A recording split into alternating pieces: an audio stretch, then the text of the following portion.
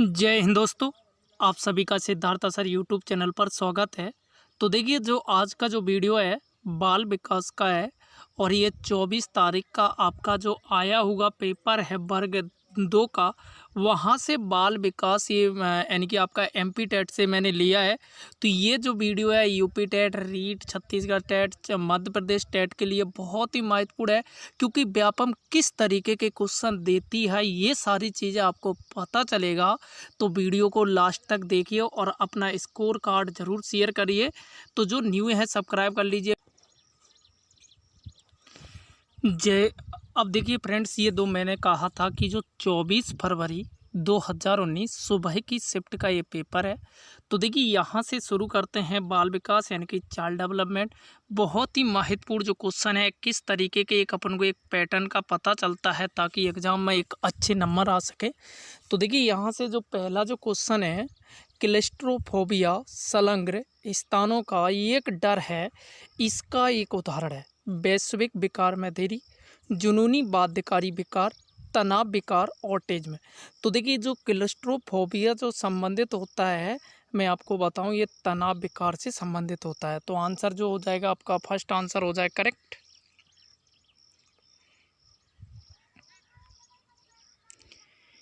अगला जो क्वेश्चन है, स्वानुभाविक शोध प्रणाली में बच्चे समाधान तक पहुंचने के लिए किसी भी प्रकार के संभावित नियम या विचार की सहायता ले सकते हैं। इस नियम को कहा जाता है अनुभव सिद्ध नियम यानी कि रूल ऑफ थम्स, विभेदित नियम, अनुकरण नियम, संज्ञानात्मक नियम। तो आपसे कहा गया स्वानुभाविक शोध प्रणाली के लिए इसको बोलते हैं अनुभव सिद्ध नियम, रूल ऑफ थम्स।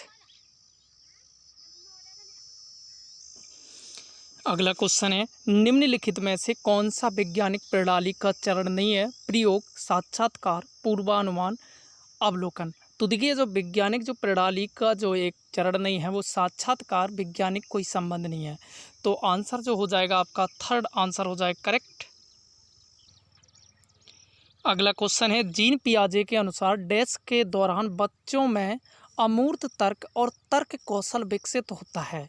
तो बताइए, मूर्त संक्रियात्मक अवस्था, औपचारिक संक्रियात्मक अवस्था, पूर्व संक्रियात्मक समूह या फिर संवेदी।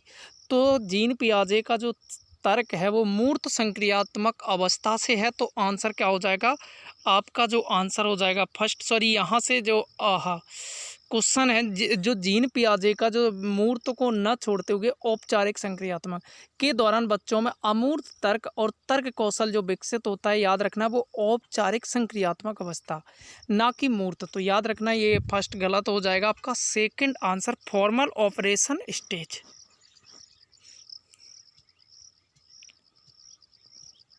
अगला क्वेश्चन है, एक स्वनिर्देशित अधिगम प्रक्रिया व्यक्तिगत, सामूहिक, संगठनात्मक अधिगम और विकास की सुविधा हेतु निसंदेह सबसे शक्तिशाली मॉडल है।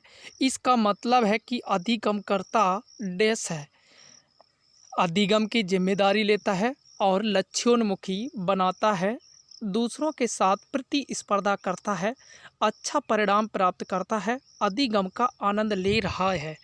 तो देखिए अगर मैं बात करूं यहाँ से एक स्वनिर्देशित अधिगम प्रक्रिया व्यक्तिगत, सामूहिक, संगठनात्मक अधिगम और विकास की सुविधा हेतु निसंदेह सबसे शक्तिशाली मॉडल है। इसका जो मतलब है ये आपको बताना है। तो आंसर जो हो जाएगा आपका अधिगम की जिम्मेदारी लेता है और लक्ष्योन्मुखी बनता है। अगला जो क्वेश्चन है, मनोवैज्ञानिक विकास के किस चरण में बच्चे को शर्म और संदेह महसूस होता है? प्री स्कूल, किशोरावस्था, स्कूल आयु, शुरुआती बाल्यावस्था। तो देखिए जो अगर मैं बात करूं शर्म संदेह जो महसूस करता है वो प्री स्कूल यानी कि स्कूल से पहले की अवस्था। तो आंसर जो हो जाएगा फर्स्ट आंसर हो जाएगा करेक्ट। अगला जो क्वेश्चन है, उचित यौन शिक्षा डैश अवस्था में प्रदान दी जानी चाहिए? बाल्यावस्था, किशोरावस्था, वयस्क, प्रारंभिक बाल्यावस्था। तो देखिए ये देना चाहिए किशोरावस्था में।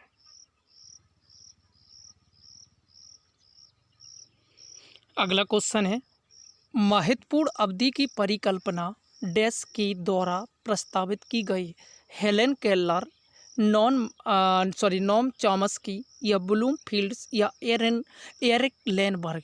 तो याद रखना जो महत्वपूर्ण अवधि की जो परिकल्पना जो की गई है एरिक लेनबर्ग। तो याद रखना आंसर जो हो जाएगा आपका आंसर हो जाएगा 4 आंसर हो जाएगा करेक्ट।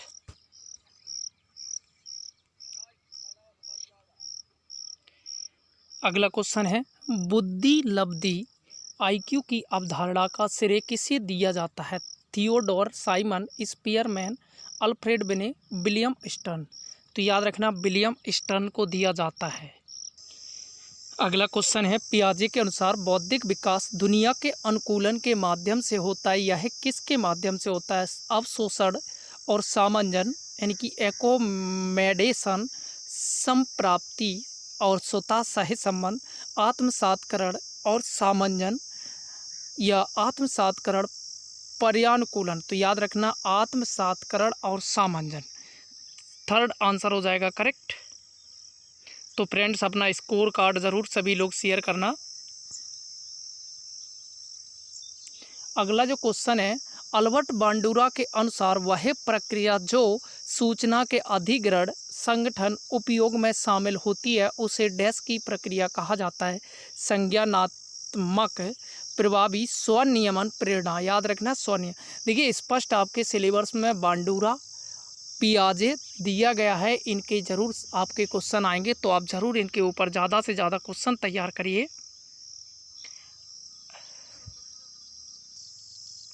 अगला क्वेश्चन है संरक्षण का कौन सा सिद्धांत किसी मौजूदा पदार्थ की मात्रा पर केंद्रित वजन, क्षेत्रफल, द्रव्यमान, लंबाई।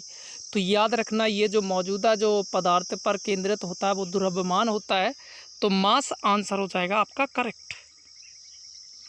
अगला है बच्चे कौन सी संज्ञानात्मक क्षमता दर्शा रहे हैं जब वे वस्तुओं को मानव गुणों से संबंधित करते हैं?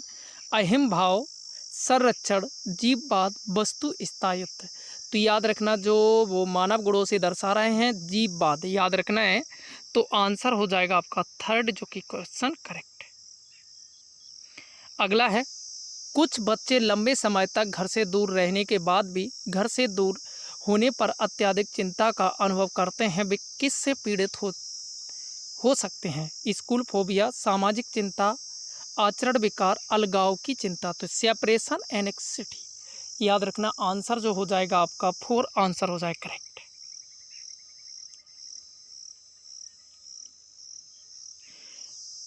व्यक्तित्व या व्यक्तित्व के आत्म रिपोर्ट उपायों का एक उदाहरण है MMPI, वाक्यपूर्ण संरक्षण, रोसार्थ परीक्षण या TAT। तो इसका जो आंसर हो जाएगा जो व्यक्तित्व के आत्म रिपोर्ट उपायों का एक उदाहरण है MMPI। तो याद रखना आंसर जो हो जाएगा 1st आंसर हो जाएगा करेक्ट।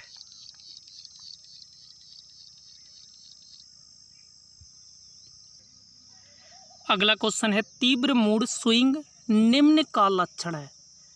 अधिगम, अक्षमता, द्विध्रुवी विकार, आचरणगत विकार, असामान्य व्यक्तित्व। तो याद रखना द्विध्रुवी विकार। तो याद रखना आंसर क्या हो जाएगा आपका 2nd आंसर हो जाएगा करेक्ट।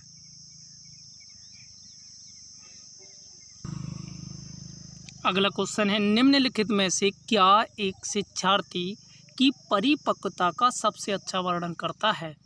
यह व्यक्तिगत विकास की एक सतत प्रक्रिया है, यह संज्ञानात्मक क्षमताओं से संबंधित है, विशिष्ट वातावरण की आवश्यकता होती है, यह विशिष्ट आयु में होती है। तो याद रखना कि एक शिक्षार्थी में परिपक्वता का सबसे अच्छा यह व्यक्तिगत विकास का एक सतत प्रक्रिया यानी कि 1st आंसर हो जाए करेक्ट। क्वेश्चन नंबर 18 है किस प्रकार की स्मृति संदर्भ का विशेष ध्यान रखती है? तो यहाँ से किस प्रकार की स्मृति संदर्भ का विशेष ध्यान रखती है? प्रतिष्ठित स्मृति, प्रतिध्वनि स्मृति, प्रासंगिक स्मृति या संवेदी स्मृति। तो याद रखना ये होती है प्रासंगिक स्मृति। तो याद रखना आंसर हो जाएगा आपका 3rd आंसर हो जाएगा करेक्ट। अगला जो क्वेश्चन है जो छात्र कक्षा में दूसरों को परेशान करते हैं उनके पास डैश प्रकार की सीखने की शैली की संभावना होती है। गति संवेदी, स्पर्शनीय, श्रवण दृश्य। तो याद रखना इस तरीके की जो गति को बोलते हैं गति संवेदी, जो कि आंसर हो जाए करेक्ट।